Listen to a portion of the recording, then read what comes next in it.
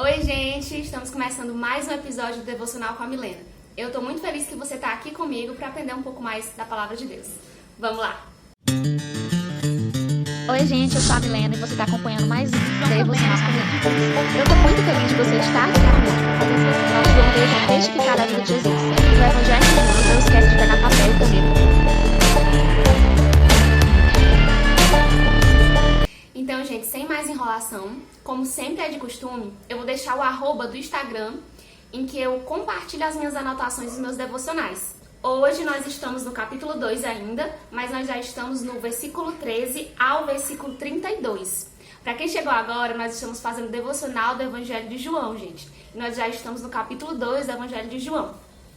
Então vamos lá, começando do versículo 13 até o versículo 22. Nós vamos falar sobre a purificação do templo. Quando a gente começa lendo esses versículos, a gente vê que Jesus vai até Jerusalém durante a festa da Páscoa. Todo homem judeu teria que ir a Jerusalém pelo menos 3 vezes ao ano. Era uma tradição, era segundo a lei de Moisés, ele tinha que fazer isso. Que era durante a festa das colheitas, durante a festa de Pentecostes e durante a Páscoa. Então Jesus foi a Jerusalém para comemorar a Páscoa, assim como todo homem judeu tinha que fazer. E é interessante falar que ele foi comemorar a Páscoa porque a gente sabe, né? A gente já sabe o spoiler dos próximos capítulos, que Jesus, ele vai ser depois, né, da nossa Páscoa. Quando ele morrer na cruz como Cordeiro Imaculado, essa simbologia, né, de Jesus morrendo na cruz pelos nossos pecados, vai ser, tem a mesma simbologia da Páscoa. Quando a gente continua lendo, a gente vê que lá, quando Jesus chega no templo, ele se depara com algumas pessoas lá. E a Bíblia fala que estão lá no templo pessoas vendendo animais para serem sacrificados, cambistas, coletores de impostos e inspetores. Essas pessoas, na verdade, se falam não das pessoas que estão vendendo animais, mas se falam dos cambistas, inspetores e dos coletores de impostos. Na verdade, elas até tinham que estar lá no templo, né? Porque todo judeu, a partir dos 19 anos, né, ele tinha que dar os impostos. Por isso, a função dos coletores de impostos. Os cambistas, eles trocam uma moeda por outra moeda, né? Convertendo no valor. Os cambistas estavam lá por quê? Os coletores de impostos, né? Os judeus, eles não recebiam de maneira alguma a moeda romana. Por quê? A moeda romana, ela tinha a imagem do líder político da época. Roma tinha o líder político como espécie de Deus. Isso com certeza era idolatria. Então os coletores de impostos não recebiam a moeda romana. Por isso a função dos cambistas, né, de trocar a moeda romana por a moeda que os judeus usavam. E os inspetores estavam lá para inspecionar os animais que iam ser sacrificados, né? Quando Jesus chega e vê essas pessoas lá, ele tem uma atitude muito intensa, digamos assim, né? Muito dura.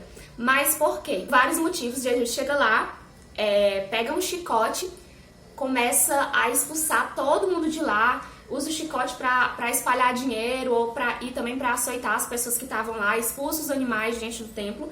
E ele fala, todo mundo sair do templo, não façam, e usa a palavra, não faça a casa do meu pai não faça a casa do meu pai mercado, ou não faça a casa do meu pai de casa de negócio. Jesus estava falando isso porque ele sabia, ele principalmente, né, já que ele sondava também os corações, mas todo mundo já sabia que os coletores de impostos e os sacerdotes, eles eram desonestos naquela época. Os coletores de impostos, eles cobravam impostos além do que era necessário, além do que era permitido, e às vezes até dividiam com os sacerdotes. Inclusive as pessoas que vendiam animais para serem sacrificados também faziam combinado com os sacerdotes para estarem ali vendendo animais e dividiam uma parte com os sacerdotes. Então assim, aquelas pessoas tinham que estar lá no templo, até tinham, para cumprir as suas devidas funções, mas elas estavam sendo desonestas. Ele expulsa as pessoas, expulsa os animais, pega o chicote, fala isso, né, de que não façam a casa de meu pai de mercado. Quando ele fala isso, né, quando ele tem essa atitude, os discípulos, eles lembram da escritura, eles lembram de um versículo que diz: o zelo da tua casa me consumirá. Esse versículo é um versículo que está lá em Salmos, capítulo 69, versículo 9, que fala justamente isso, né? O zelo da tua casa me consumirá. Porque eles veem Jesus tendo zelo pela casa de Deus, né, pela casa do pai dele. Os judeus já, né, com certeza os líderes religiosos ou os outros que estavam lá, olham para Jesus com essa atitude, né, de expulsar todo mundo e de dizer casa do meu pai, e falam para ele assim: se tu tem autoridade mesmo para fazer isso, para expulsar todos dentro do templo, nos dá um sinal, né? Porque eles entenderam que Jesus estava ali. Foi a primeira, na verdade, a aparição de Jesus como Messias, se declarando filho de Deus, se declarando Messias. Então eles pediram a Jesus: se tu és o Messias mesmo, se tu tem autoridade para fazer isso que tu está fazendo, nos dá um sinal. E aí Jesus fala um versículo muito importante, que foi um dos versículos que eu ressaltei, que diz assim, em João 2,19, versículo 19, que diz: Jesus respondeu: pois bem, destruam esse santuário em 3 dias e eu o levantarei. E aí, quando os judeus escutaram isso, né, de Jesus, eles achavam que Jesus estava falando do templo, né, do santuário, o templo, e eles disseram assim: nossa, mas esse santuário levou 46 anos para ser construído. A gente destruiria e tu faria em 3 dias o que foi feito em 46 anos? Ninguém entendeu a real intenção de Jesus com aquelas palavras, porque Jesus estava falando, na verdade, do próprio corpo, né, do santuário dele em si, do próprio corpo. Ele estava fazendo referência à sua morte e à sua ressurreição, porque Jesus ia morrer, né, ia ser destruído, eles iriam destruir o santuário de Jesus e ele iria levantar, ele iria ressuscitar em 3 dias. E a Bíblia fala que quando os discípulos ouviram isso, eles não entenderam. Mas quando acontece, né, a morte e a ressurreição de Jesus, os discípulos se lembram dessa palavra, né? E diz assim: quando Jesus ressuscitou, os seus discípulos se lembraram que ele havia dito isso, que ressuscitaria, né? Levantaria o santuário em 3 dias. Para finalizar o nosso devocional, eu trouxe alguns pontos. O primeiro ponto que eu trouxe é: Deus leva a sério as ofertas que são levadas a ele. Antes da morte de Jesus, era uma cultura, era segundo a lei de Moisés, que se deveria levar sacrifícios por conta dos pecados, né? Para buscar perdão dos pecados. Mas não era qualquer sacrifício que se levava. Tinha que ser o seu melhor, tinha que ser o seu sacrifício. Então, assim, não era qualquer oferta. Então, assim, quando Jesus fez isso como forma de juízo, como forma de autoridade, como forma de dizer assim, tá tudo errado aqui, ele também estava dizendo que Deus, ele se importa com as ofertas que são dadas a ele. O segundo ponto que eu trouxe é: Deus espera que cuidemos com zelo do sagrado, né? Não é à toa que Jesus foi lá e expulsou aquelas pessoas do templo. Não é à toa que os discípulos lembraram desse versículo que está lá em Salmos, que fala: o zelo pela tua casa me consumirá. E por isso que eu trouxe esse ponto, para dizer que Deus, ele se preocupa, né? Ele espera que nós tenhamos zelo pela casa dele. A igreja não é só uma reunião, um clube de amigos. É também um lugar em que a gente vai ofertar, em que a gente vai levar adoração para ele. Não é meramente qualquer coisa. E para finalizar o nosso devocional de hoje, eu trouxe para refletir e o para aplicar. No para refletir, eu trouxe 2 pontos. O primeiro ponto é: como estamos dando nossas ofertas a Deus? Como é que nós estamos dando nossas ofertas? E eu não falo só de oferta financeira.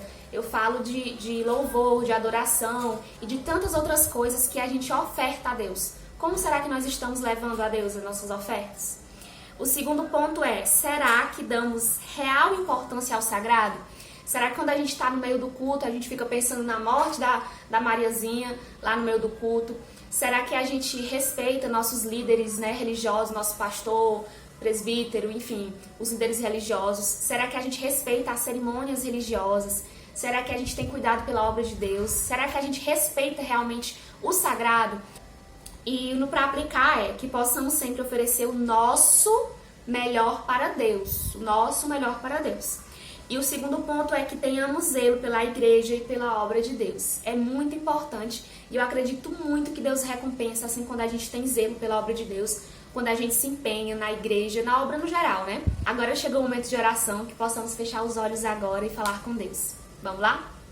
Senhor Deus grande e maravilhoso. Deus, obrigada, Senhor, por esse momento, obrigada por nossas vidas, obrigada por permitir, Senhor, esse devocional. Obrigada pela essa pessoa, Senhor, que está aí do outro lado me assistindo e compartilhando desse momento comigo. Deus, nós te pedimos que venha trazer o nosso coração mais parecido com o teu, que nós possamos, Senhor, te oferecer a melhor oferta, te oferecer a nossa melhor adoração, o nosso melhor louvor, a nossa melhor adoração, que possamos te ter, Senhor, como prioridade. Não deixa, Senhor, que as coisas do dia a dia, que esse mundo venha corromper, Deus, a nossa adoração. Nos faz, Senhor, também ter consciência e ter zelo e cuidado e temor, Senhor, pelo que é sagrado. Em nome de Jesus, amém. Obrigada por ter estado comigo até aqui. Né? A sua presença é muito importante para mim. Não esquece de dar like. Vocês estão esquecendo de dar like. Gente, é muito importante que você curta esse vídeo, né? Até para eu ter um feedback de como tá sendo. Se você quer compartilhar alguma coisa, se você aprendeu, né? A gente aprende assim um com o outro. Então, se tem alguma coisa que você leu, que quer compartilhar aqui comigo, pode deixar nos comentários que eu vou amar ler. Não fica com essa bênção aqui, esse vídeo só pra você. Compartilha com um amigo, compartilha com alguém da família, tá certo? Um beijo pra você e até a próxima quinta.